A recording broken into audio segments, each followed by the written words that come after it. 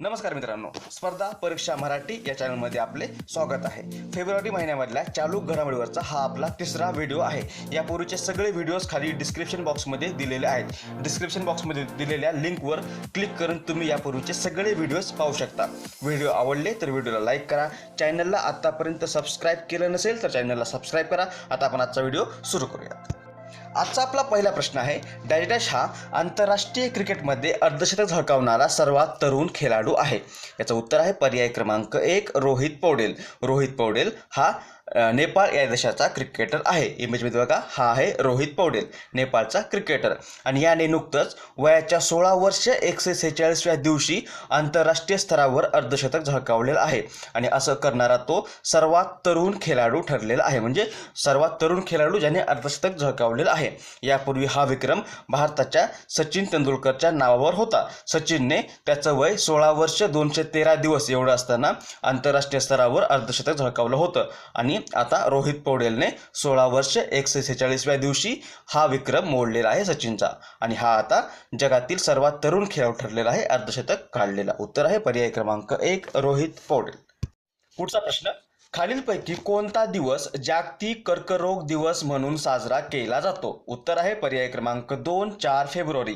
4 February हा दिवस दरवर्षी जगभरात जागतिक कर्करोग दिन म्हणून साजरा केला जातो. कर्करोगाविरुद्ध सामान्य जनतेमध्ये जागरूकता निर्माण करण्यासाठी हा दिवस दरवर्षी जागतिक कर्करोग दिवस म्हणून साजरा करण्यात येतो. आणि या वर्षीच्या जागतिक कर्करोग दिवसाची थीम आहे I am and I will. I am and I will he या वर्षीच्या जागतिक कर्करोग दिवसाची थीम आहे. आणि हा दिवस दरवर्षी 4 फेब्रुवारी या दिवशी साजरा केला जातो. उत्तर आहे पर्याय क्रमांक 2.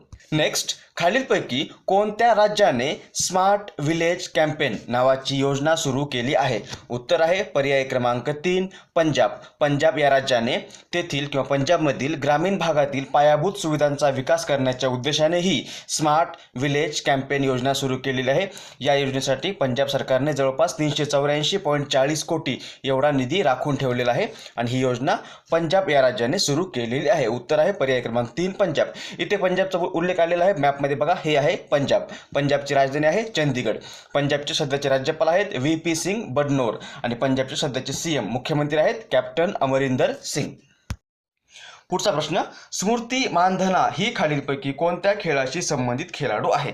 उत्तर आहे पर्याय क्रमांक 1 क्रिकेट. स्मृती मानधना ही भारतीय महिला क्रिकेट खेळाशी संबंधित असून ICCने नुकत्याच प्रसिद्ध केलेल्या यादीमध्ये किंवा क्रमवारीमध्ये ही स्मृती मानधना ही जगातील अव्वल फलंदाज ठरलेली आहे. म्हणजे त्या क्रमवारीमध्ये या स्मृती मानधनाचा पहिला क्रमांक लागतो.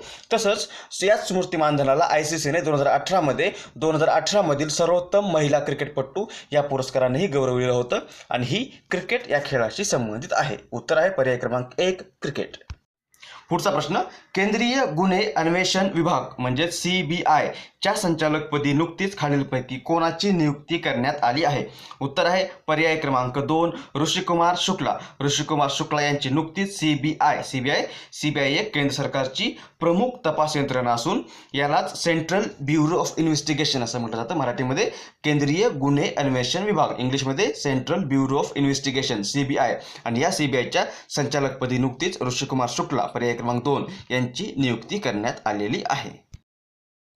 आता मागच्या व्हिडिओमध्ये विचारलेल्या प्रश्नाचं उत्तर, याचं उत्तर जवळपास सर्वांनी बरोबर दिलेलं आहे. आपण प्रश्न पाहूया. प्रश्न काय होता? खालीलपैकी कोणता दिवस नुकताच जागतिक कुष्ठरोग निर्मूलन दिन म्हणून साजरा करण्यात आला आहे?